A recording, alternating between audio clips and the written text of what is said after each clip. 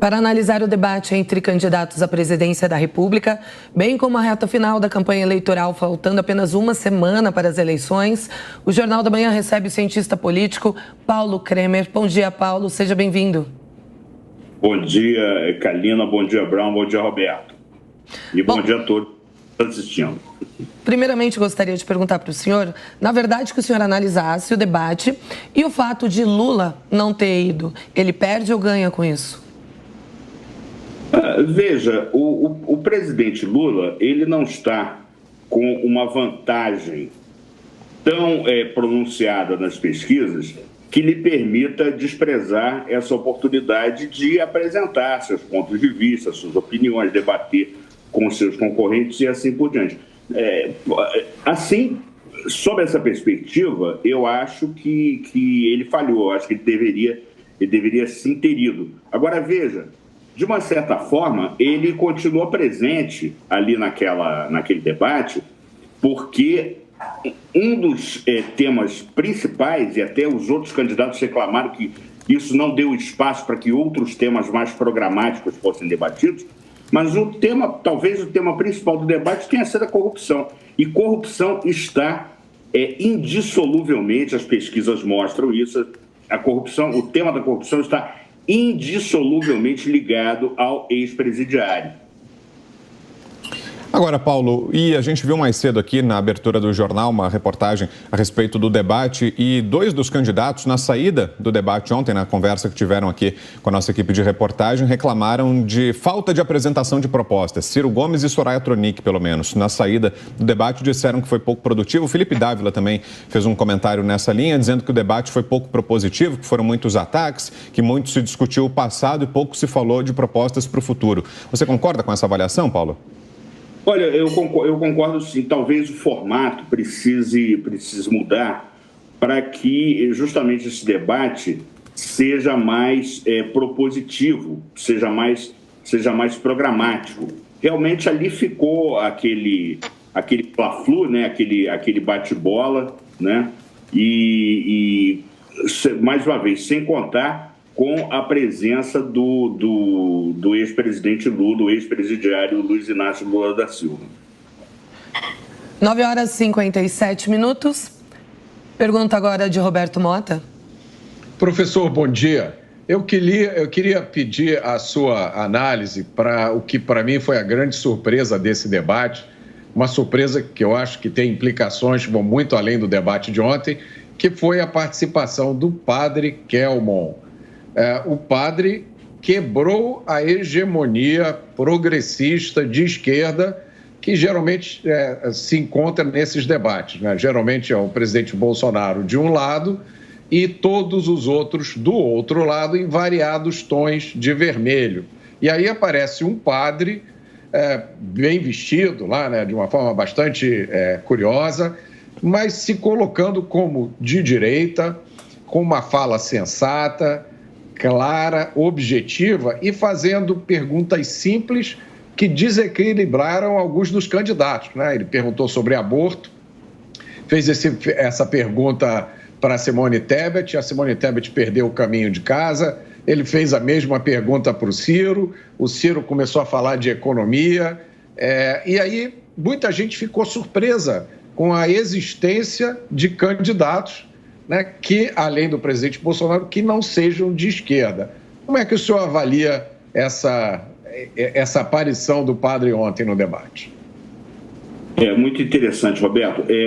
Nossas fontes aqui em Brasília, já à época em que o presidente nacional do PTB, Roberto Jefferson, ainda nutria, né, o projeto de se candidatar a presidente, essas fontes do PTB já diziam para a gente que o objetivo da entrada do PTB na disputa presidencial era justamente para reforçar, como se fosse uma linha auxiliar de defesa do presidente Bolsonaro, ajudando, digamos assim, a desviar uma parte desses ataques que são todos centrados nele, como você bem lembrou, né?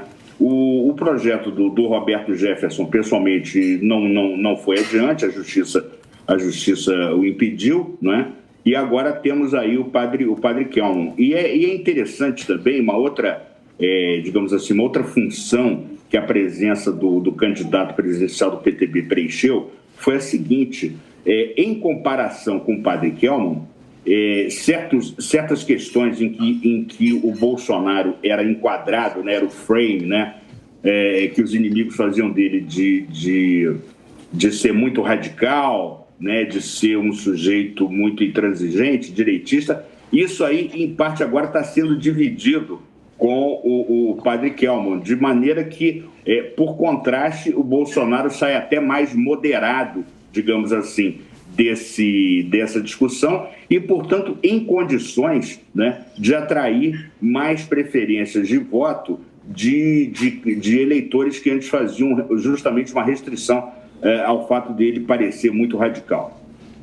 Bom, estamos de volta com o Jornal da Manhã, conversando agora com o cientista político da Fundação da Liberdade Econômica, Paulo Kremer. Muito obrigada mais uma vez, Paulo.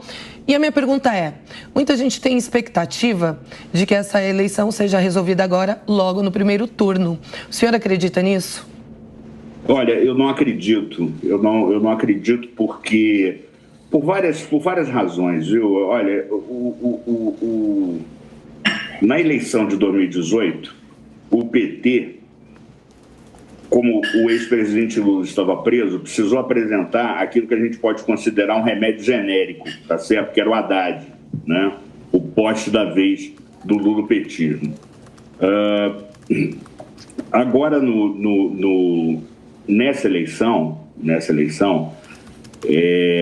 vem o remédio de marca. Ora, se na primeira eleição teve segundo turno, quer dizer, o Haddad conseguiu arrastar o segundo turno, eu não vejo por que não ter segundo turno nesta eleição de 2022. Eu acho que haverá sim. O candidato Lula, principalmente, né, nutre aí o sonho de uma noite de verão de ser eleito no primeiro turno. Mas eu vejo que a disputa está bastante acirrada, não é? Muitas pesquisas são, a meu ver, no mínimo, né, para ser gentil, problemáticas, né? E eu acredito que nós vamos ter uma surpresa aí, tanto no primeiro quanto no segundo turno, viu, Kalina? Agora, professor, essa semana teremos o último debate, que vai ser o debate da Globo na quinta-feira. O que é que o senhor espera? Que diferenças e semelhanças teremos em relação ao que vimos ontem no debate do SBT, do pool de veículos que foi realizado lá no SBT? Ô Brown, eu noto que o presidente Bolsonaro, muito embora ele tenha se mostrado desconfortável nas primeiras oportunidades em que ele apareceu para falar com a imprensa, quer via entrevista, quer via debates, ele está adquirindo digamos assim, ele está adquirindo mais cancha, está adquirindo mais autoconfiança, né?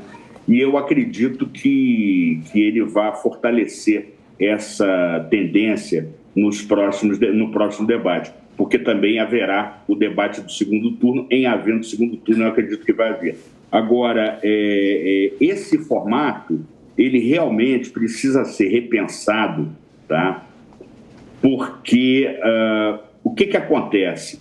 Ele é concebido, o debate é concebido nesse formato para evitar, entre aspas, baixaria, tá certo? Então, uma coisa muito limitada, muito engessada, um tempo para cada um e tal. Só que isso não impede o fla-flu, não é? Só que isso não impede a troca de acusações, né? Não impede a troca de acusações e deixando, portanto, pouco espaço para digamos assim, uma exposição mais programática, não é? Dos programas, né? Enfim, das propostas dos candidatos. Eu acho que para as futuras eleições, talvez seja interessante os meios de comunicação repensarem o formato dos debates. Professor, peço que o senhor continue com a gente já retoma a nossa conversa, mas agora a gente acompanha o dia dos candidatos à presidência da República. Vamos mostrar um pouco dos compromissos que eles têm para esse domingo. A gente começa falando sobre a candidata do MDB, Simone Tebet, que faz campanha agora em São Paulo. O repórter João Vitor Rocha acompanha, traz para a gente as informações com a agenda da candidata. João. Olha só, Vitor, falamos aqui ao vivo do bairro de Santana, zona norte de São Paulo, onde Simone Tebet, candidata à presidência da República pelo MDB, daqui a pouco, por volta de 10h30 da manhã, 11 horas, vai chegar para participar desse encontro, o Fórum Ágora, que é um encontro de luta pela moradia. Além desse encontro sobre o assunto moradia, ela vai participar também aqui em Santana da Caminhada pela Esperança. Eu vou pedir para a Ademir, nosso cinegrafista, mostrar rapidamente. Ela vai subir nesse caminhão de som que está atrás de mim, vai andar por volta de 5, 6 ruas aqui no bairro de Santana, junto com seus apoiadores, com muitas bandeiras, vai fazer um discurso sobre a sua campanha, faltando apenas uma semana para a finalização dessa campanha, que vai ser realizado o primeiro turno no dia 2 de outubro, no próximo domingo. Este é o segundo encontro consecutivo de Simone Tebet relacionado ao tema moradia. No dia de ontem, no sábado, ela se encontrou, por exemplo, aqui em São Paulo também com a Associação dos Trabalhadores Sem Terra de São Paulo, a ATST, e neste encontro ela prometeu que vai entregar 1 milhão de moradias para pessoas de baixa renda, caso consiga vencer as eleições deste ano, que o governo federal ele tem as terras para a construção de todas essas casas, tem os recursos financeiros também, e prometeu que serão entregues 250 mil casas para pessoas de baixa renda por ano durante os 4 anos de seu governo. Nesse evento, ela esteve presente junto com Ricardo Nunes, prefeito aqui de São Paulo, que também é do MDB, do seu partido, e com Edson Aparecido, candidato ao Senado Federal, que também é do MDB. É o terceiro dia consecutivo, este domingo, viu, Vitor, que Simone Tebet participa de agenda aqui em São Paulo. Na sexta-feira, ela fez um encontro no Centro Paralímpico. Ontem, ela teve esse encontro com a TST e também o debate à presidência da República. E no dia de hoje tem mais esse encontro relacionado ao tema de moradia. A gente vai aguardar a presença de Simone Tebet aqui no bairro de Santana por volta de 10h30, 11 horas da manhã, Vitor. Perfeito, bom trabalho por aí, João. Até já. Professor Paulo Kramer com a gente aqui, analisando essa reta final das campanhas e como o João destacava também, né, professor? A candidata Simone Tebet passou os últimos dias aqui em São Paulo e não foi só ela, né? Os outros candidatos também têm colocado São Paulo como uma prioridade na agenda. O próprio presidente Bolsonaro fez ontem um evento de grandes proporções em Campinas, no interior do estado, foi acompanhado pela tradicional motociata organizada pelos apoiadores. São Paulo tem sido o coração das campanhas, nessa que é uma campanha especialmente curta, né, professor? Nessa eleição presidencial que está marcada justamente por esse pouco tempo, né? A campanha começou oficialmente ali na metade de agosto e a votação já vai ser domingo que vem, no primeiro final de semana de outubro. Mas São Paulo tem ocupado boa parte da agenda dos presidenciáveis, né, professor? É verdade. Olha, os 3 principais estados da região sudeste, São Paulo, Rio de Janeiro, Minas Gerais, serão os estados, como os analistas políticos americanos chamam de battleground states, né? Quer dizer, os estados campo de batalha preferenciais dessa disputa, justamente por causa do peso da sua população e do seu número de eleitores. E São Paulo, como é o principal, é o maior estado, o mais importante estado, não apenas da região sudeste, mas do Brasil, merece mesmo essa atenção especial. Tá, mais uma pergunta, por gentileza? Por não. É minha vez, Kalina? Sim, você me ouviu? Sim, não, eu perdi o começo. Professor, eu fiquei espantado, já no primeiro debate nesse também, com o papel dos jornalistas, né, que parecem muito mais que são candidatos ou que pertencem a um partido político do que interessados em levantar informações e participar de uma forma isenta do debate. Nós vimos nesse debate, mais uma vez, jornalistas fazendo perguntas que, na verdade, eram indiretas, acusações indiretas ao presidente, né?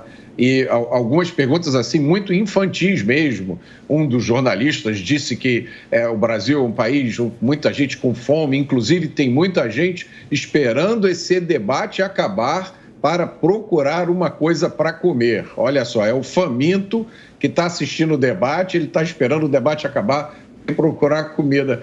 Eu queria que o senhor me desse a sua avaliação desse papel que esses jornalistas têm desempenhado nesses debates.